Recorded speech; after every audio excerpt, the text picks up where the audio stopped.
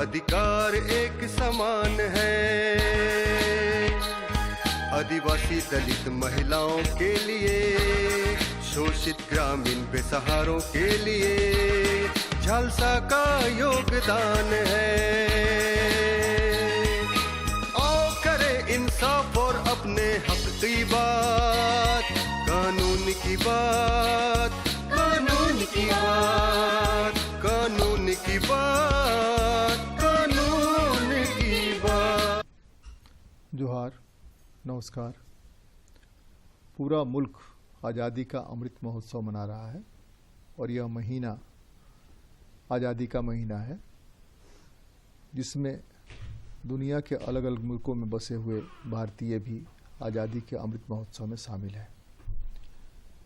आज़ादी ही अपने आप में अमृत है।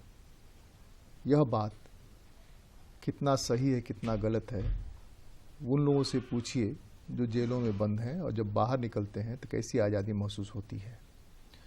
वो भी जो जेलों में बंद हैं, बहुत सारी सुविधाएं उनको मिली हुई है, वो भी बाहर निकलने के लिए कितना तड़पते हैं। एक तोता जब पिंजरे में बंद होता है, एक जानवर को आप जब कहीं बांध देते हैं तो वो अपनी आज़ादी के लिए कितनी छटपटाता है। और एक लंबी लड़ाई के बाद, कई दशकों की लड़ाई के बाद, महात्मा गांधी, सुभाष चंद्र बोस, भगत सिंह, सरोजिनी नायडू, इतने सारे दिग्गज लगे, पूरा देश लगा, तब जाकर के यह मुल्क आज़ाद हुआ। यह मुल्क आज़ाद हुआ तो भारत का संविधान बना कि देश कैसे चलेगा, यह देश किसका है। यह देश सरकार में जो बैठे हैं उनका है, यह देश जो शासन चलाते हैं उनका है, या यह देश भारत की जनता का है। संविधान की जो शुरुआत होती है वो शुरुआत होती है हम भारत के लोग, we the people of India. और उस संविधान को, जिसमें कि भारत को चलाने के तरीके लिखे गए हैं, उस संविधान को अंगीकृत भी करता है और नोटिफाई भी करता है, वह हम भारत के लोग हैं। उस संविधान में मौलिक अधिकार दिए गए जो कि आपसे कोई छीन नहीं सकता।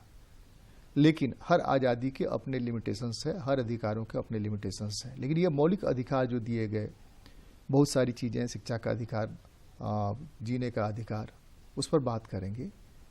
और कानून की बात में इस पूरे महीने हम आपके साथ जो रूबरू होंगे, इसी तरह के टॉपिक्स पर रूबरू होंगे कि जो हमको आज़ादी मिली, उस आज़ादी के साथ भारत के संविधान ने हमको जो अधिकार दिए, जो कर्तव्य बताए, जो हक है, उन तमाम चीज़ों पर अलग अलग एक्सपर्ट से बात करेंगे। आज हमारे साथ इस पर बात करने के लिए झालसा के panel layer, high court, supreme court में प्रैक्टिस करने वाले कुमार वैभव हैं। स्वागत है आपका कानून की बात में। आज हम लोग फंडामेंटल राइट्स पर बात करते हैं। ये फंडामेंटल राइट्स या मौलिक अधिकार, तात्पर्य क्या है मौलिक अधिकार और फंडामेंटल राइट्स का, क्या मतलब है इसका। किताब, एक मोटी सी किताब में कई उसके पार्ट्स हैं, उसमें कुछ अधिकार लिखे हुए हैं। इसका मतलब क्या है, यानी कि आम जनता जिसके वोट से सरकार बनती है, सरकार चुनी जाती है, और हर 5 साल उसको यह राइट मिलता है फिर वोट से बदलने का या कंटिन्यू करने का, उसको क्या क्या राइट्स हैं। सर, ये बहुत ही कॉम्प्रिहेंसिव टॉपिक है। अगर इसको हम बहुत ही सरल तरीके से समझें तो कोई भी एक इंसान होता है, कोई भी एक ह्यूमन बीइंग होता है, समय समय से उनके ऊपर बेसिक ह्यूमन राइट्स उनकी रिकॉग्नाइज की गई हैं, जो मूल अधिकार होते हैं। जो एक आदमी जीवित रहता है उसके साथ बहुत सारे अधिकार लेके वो जीवित रहता है।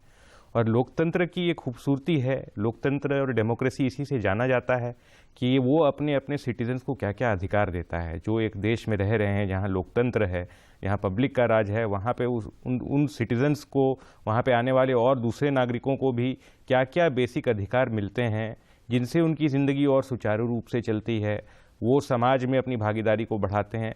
उन्हें बेसिकली हम फंडामेंटल राइट्स कहते हैं। फंडामेंटल का मतलब बेसिक, मूल अधिकार, जो मूल अधिकार कोई आपसे छीन नहीं सकता। और संविधान की एक खूबसूरती है, संविधान इन मूल अधिकारी को रिकॉग्नाइज करता है। जब हमारा संविधान बन रहा था, कॉन्स्टिट्यूएंट असेंबली बनी थी, तब ये मूल अधिकारों पे बहुत ही विस्तृत चर्चाएं हुई थी। और उन विस्तृत चर्चाओं में दुनिया के हर जगह के संविधान को देखा गया था। यूएस कॉन्स्टिट्यूशन को देखा गया था, यूके कॉन्स्टिट्यूशन को देखा गया था, जापान के संविधान को देखा गया था। और सारे संविधानों पे बहुत प्रॉपरली रिसर्च और कंपैरेटिव स्टडी करने के बाद में हमारे कॉन्स्टिट्यूएंट असेंबली ने हमें अपने संविधान में पार्ट 3 दिया, जो तीसरे भाग में फंडामेंटल राइट्स, मूल अधिकार बताए गए हैं। और ये जो तीसरा पार्ट है, एक तरीका से आप समझिए ये संविधान की जान और अंतरात्मा है, क्योंकि सबसे ज़्यादा जो भी सिटीजन्स और आम नागरिक होते हैं उनका मेन कंसर्न, उनके लिए सबसे ज़रूरी चीज़ें जो संविधान में लिखी है वो भाग 3 में है। और फंडामेंटल राइट्स को भाग 3 में 6 कैटेगरीज में बेसिकली बांटा गया है, और वो कैटेगरीज के अंडर भी बहुत सारी सब कैटेगरीज हैं। अगर हम विस्तृत तरीके से समझेंगे और सरल तरीके से समझेंगे तो राइट टू इक्वालिटी सबसे पहला तरीके का मूल अधिकार है, समता का अधिकार जिसे हम कहते हैं। उसके बाद है हमारे पास राइट टू फ्रीडम, बहुत तरह तरीके के फ्रीडम्स कॉन्स्टिट्यूशन में दिए गए हैं। Freedom of speech and expression, कि आपको कुछ भी बोलने का अधिकार होगा। और उसके बाद है आपको कहीं भी भारत में जाने का अधिकार होगा। उसके बाद जब अब हमारा देश आज़ाद नहीं हुआ था, उस समय बहुत तरह तरीका के एक्सप्लॉइटेशन होते थे, बॉन्डेड लेबरर्स थे, बेगार्स थे। तो उसी के लिए जो तीसरे तरीके का फंडामेंटल राइट्स हमारे संविधान में आया है, मूल अधिकार आया है, राइट अगेंस्ट एक्सप्लॉइटेशन है। कोई आपको फोर्सिबली बॉन्डेड लेबर नहीं बना सकता है, कोई आपसे बेगार नहीं करा सकता है। उसके बाद चौथे तरीके का जो संविधान में हमारा मूल अधिकार आया है वो है फ्रीडम ऑफ रिलीजन। आप अपने तरीके से अपने धर्म को पालन करने के लिए स्वतंत्र हैं, उसके लिए कोई आपको बाध्य नहीं कर सकता है कि आप हिंदू बने या मुसलमान बने, उसके लिए आप स्वतंत्र हैं। Right to freedom of religion इसे बोलते हैं। फिर पांचवें तरीके का अधिकार है कल्चरल एंड एजुकेशनल राइट्स। हमारे देश में भिन्न भिन्न प्रकार की जातियां हैं, भिन्न भिन्न प्रकार के धर्म हैं, तो सब लोग कैसे साथ में मिलकर रहें, सब अपने धर्म का पूर्ण डेवलपमेंट करें, अपने कल्चर का पूर्ण डेवलपमेंट करें, उसी का रिकग्निशन है ये कल्चरल एंड एजुकेशनल राइट्स। और जो छठे प्रकार का मूल अधिकार है, जो बहुत ही कम तरीके के संविधानों में है और दूसरे देशों का, right to constitutional remedies. Right to constitutional remedies का तात्पर्य ये है कि आपको जो संविधान में अधिकार दिए गए हैं, अधिकारों का इम्प्लीमेंटेशन के लिए, अधिकार देना सिर्फ काफ़ी नहीं होता है, अधिकार को लेने के लिए बहुत बार आपको लड़ाई करनी पड़ती है। तो वो अधिकार को एनफोर्स करने के लिए संविधान में इसे भी एक मौलिक अधिकार का दर्जा दिया गया है, जिसे हम राइट टू कॉन्स्टिट्यूशनल रेमेडीज बोलते हैं। अनुच्छेद 32 है, जिसके तहत आप सुप्रीम कोर्ट में याचिका डायरेक्ट दायर कर सकते हैं अपने फंडामेंटल राइट्स के एनफोर्समेंट के लिए। तो ये है मूल तरीके के मूल अधिकार जो संविधान ने हमारे हर नागरिकों को दिया है। और इसमें से जो दो तरीके के अधिकार हैं जो नॉन सिटीजन्स हैं उनके लिए भी अवेलेबल हैं, राइट टू लाइफ और राइट टू इक्वालिटी। यहाँ से हम लोग बात करें, जो आर्टिकल 21 है उसमें वो कहता है कि राइट टू लाइफ है विथ डिग्निटी। जी, तो ये right to life with dignity में जितने मौलिक अधिकार आप बताए लगभग सब उसमें समाहित हो जाते हैं। जी, डिग्निटी तभी होगी जबकि समानता की बात होगी, जी, बिना उसके बात नहीं हो सकती है। जब हमको धर्म चुनने का अधिकार होगा, धर्म के हिसाब से, या पंथ चुनने का अधिकार होगा कि हम किस पंथ पे जाएं, या हमको यह तय करने का अधिकार होगा कि हम किसको वोट दें नहीं दें, ये सारे राइट्स जो हमारे हैं, ये जो right to life with dignity है, इसको थोड़ा परिभाषित करें, थोड़ा ज़्यादा बेहतर ढंग से बताएं कि किन किन मामलों में रेमेडी के लिए सुप्रीम कोर्ट या हाई कोर्ट में जाया जा सकता है कि ये मामला है। जैसे 2-4 पॉइंट्स में बताता हूँ। आदमी को जीने के लिए सबसे ज़्यादा जरूरी है शुद्ध हवा मिले, जी, प्रॉपर शुद्ध पानी मिले, रहने की ठीक व्यवस्था हो, ढंग की पढ़ाई लिखाई की व्यवस्था हो, रोजगार मिले।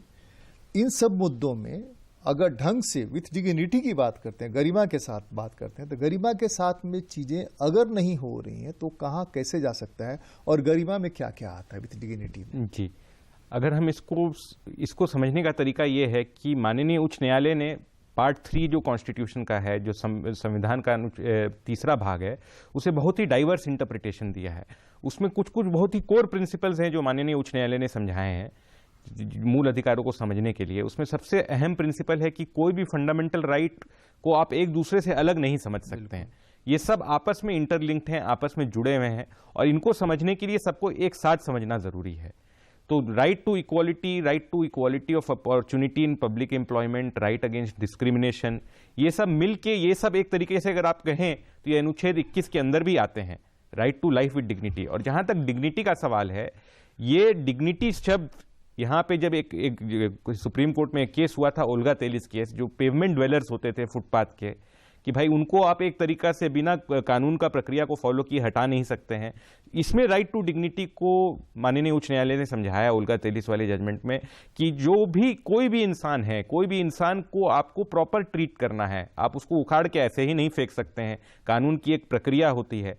तो डिग्निटी का अर्थ ये होता है कि आपको कानून सबको बराबर ट्रीट करता है, कानून सबको एक नजरिए से देखता है, कानून सबको एक इज्जत से देखता है। और डिग्निटी के साथ साथ में, लाइफ के साथ साथ में बहुत सारी और एस्पेक्ट्स आती हैं, जैसे आपने बताया कि right to pure air, right to portable drinking water, ये सारे चीज़ों को माननीय उच्च न्यायालय ने आर्टिकल 21 का फैसेट मांगा है। और अगर आपको सही हवा नहीं मिल रही है, अगर मान लो, अब मैं आपको उदाहरण से समझाता हूँ, किसी एक व्यक्ति के पास एक फैक्ट्री है, वो फैक्ट्री पॉल्यूशन का नॉर्म्स को फॉलो नहीं करके पूरी जगह हवा में आपका प्रदूषण फैला रही है, तो ये उस व्यक्ति के, उस एरिया में रहने वाले लोगों के राइट टू लाइफ का हनन हो जाएगा, right to living with dignity का हनन हो जाएगा। उसके लिए वो माननीय उच्च न्यायालय या सुप्रीम कोर्ट में याचिका दायर कर सकते हैं उसके खिलाफ, सरकार के खिलाफ, कि आप मेरे राइट टू लाइफ का वायलेशन होने दे रहे हैं, आप इस पे एक्शन नहीं ले रहे हैं। तो एक सरकार का कर्तव्य है कि ये इंश्योर करना कि जितने भी सिटीजन्स हैं उनके मौलिक अधिकारों की सुरक्षा हो, उनको सारे मौलिक अधिकार मिलें। और अगर नहीं मिल रहा है तो संविधान में भी इसका उपाय है। इसका उपाय यही है कि आप कोर्ट में जाएं अपने फंडामेंटल राइट को इन्फोर्स करने के लिए। संविधान ही बताता है कि इतने तरह के रिट एक कॉन्स्टिट्यूशनल कोर्ट इशू कर सकता है।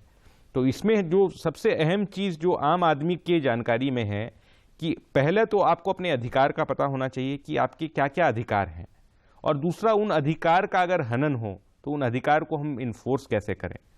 और जो सबसे अहम मुद्दा इसमें यह आता है कि लोग जो उसमें हमेशा जो लोग को गलत आवृत्ति और गलत धारणा रहती है कि मेरे अधिकार एब्सोल्यूट हैं। कोई भी अधिकार एब्सोल्यूट नहीं होता है, आजादी भी एब्सोल्यूट नहीं होती है। तो हर अधिकार में इनहेरेंट रिस्ट्रिक्शंस होते हैं। वो रिस्ट्रिक्शंस इसलिए होते हैं कि समाज सुचारू ढंग से चलते रहे, सरकार सुचारू ढंग से चलते रहे। अब मैं सबको सबसे अहम चीज़ आपको बताता हूँ राइट टू इक्वालिटी में, जो एक बहुत बड़ी अवधारणा लोगों में है कि जैसे दो लोग हैं, एक को कोई गलत बेनिफिट मिल गया सरकार से, कोई सर्विस में है, उसे गलत पे स्केल दे दिया गया, तो दूसरा आदमी भी बोलेगा कि नहीं, मुझे तो समानता का अधिकार है, मुझे भी वो बेनिफिट दिया जाए।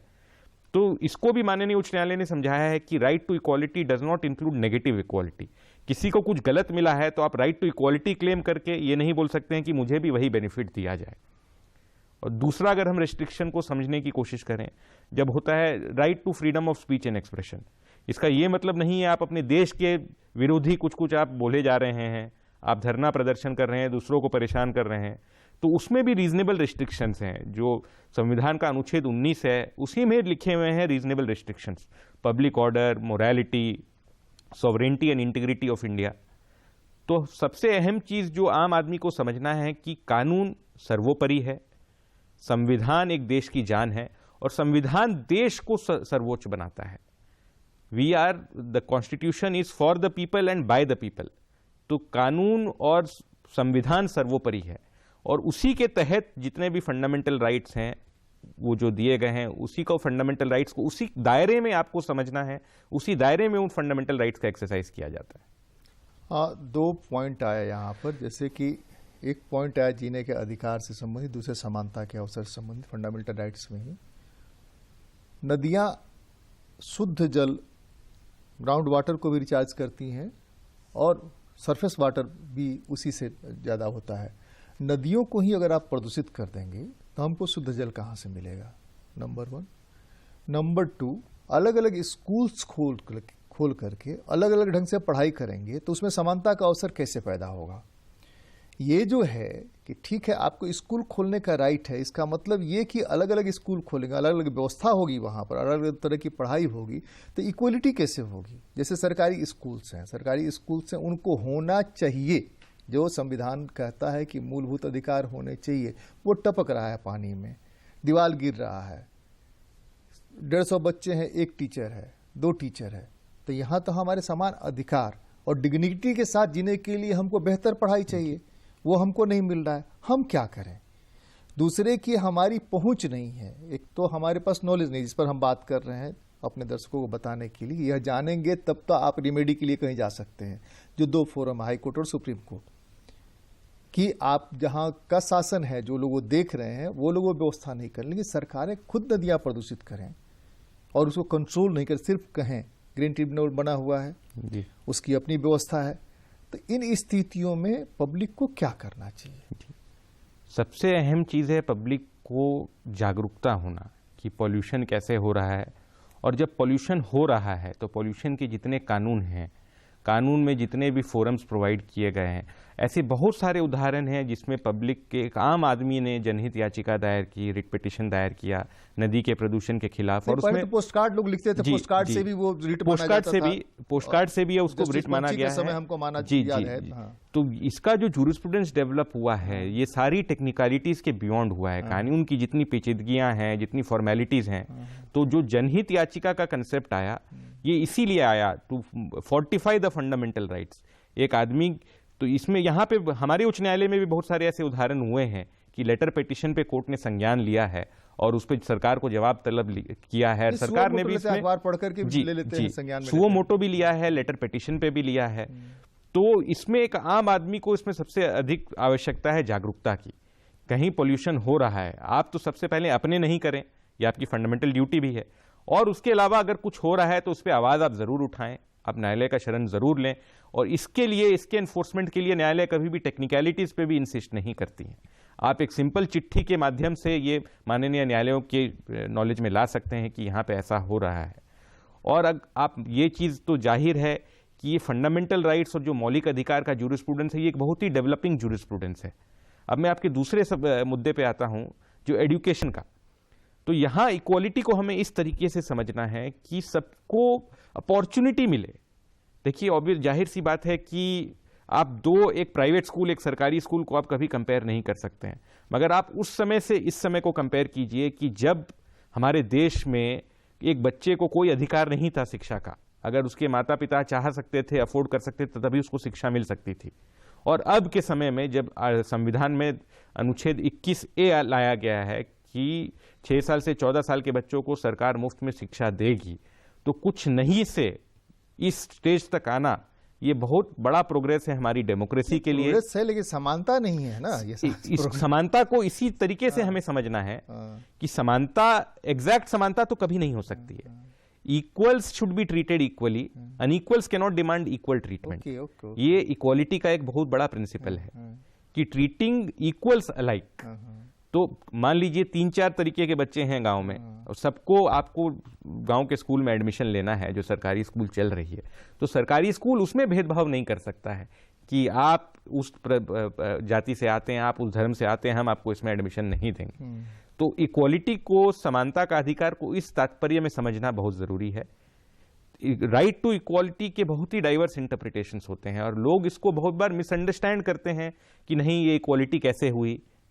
तो आपको इसको इस तरीके से देखना है। नहीं, ये थोड़ा सा और एलोबरेट करना चाहते हैं। आरक्षण दिया गया कि जो डिप्रेस्ड सोसाइटी है, उनके लोगों को हम लेकर के आएंगे और बराबर उनको करेंगे, और नौकरियों में बहाली बंद कर दी गई। जी, ठीक है ना। क्या तो आर्थिक स्थिति यह नहीं है कि बहाली की जा सके। बहाली की गई तो पारा के रूप में बहाली की गई कि पारा टीचर है, पारा इंजीनियर है, पारा फलाना है, पारा ढकाना है। यह बात समझने के लिए कि एक आदमी को जीने के लिए अगर आप 5 लाख रुपए पे कर रहे हैं, कोई अफसर है, कोई ये है, और दूसरे को जीने के लिए 6,000 रुपये आप पे कर रहे हैं, या उसी पोस्ट पर, उसी गवर्नमेंट के सेक्शन में एक आदमी जो है ये 25,000 रुपये उस नौकरी के पा रहा है, 60,000 रुपये पा रहा है, और यहाँ चूंकि कॉन्ट्रेक्चुअल है, चूंकि वो पा रहा है, इसलिए 6,000 रुपये मिल रहा है। तो ये समानता कैसे है? और जिसको यह नहीं मिल रही है समानता, उसको कहाँ राइट बनता है रेमेडी के लिए? क्या कर सकता है वो? अगर दूसरे कि आप नौकरियां निकालेंगे तब लोग बहाल होंगे। बहाल होंगे तो जिनको आरक्षण दिया गया तब उसमें मौका मिलेगा, वो आप करेंगे ही नहीं, तो फिर समानता का अवसर कहाँ मिलेगा उसको? देखिए, अगर आप रोक देंगे, नदी का पानी आने ही नहीं देंगे, तो हम पिएंगे कहाँ से?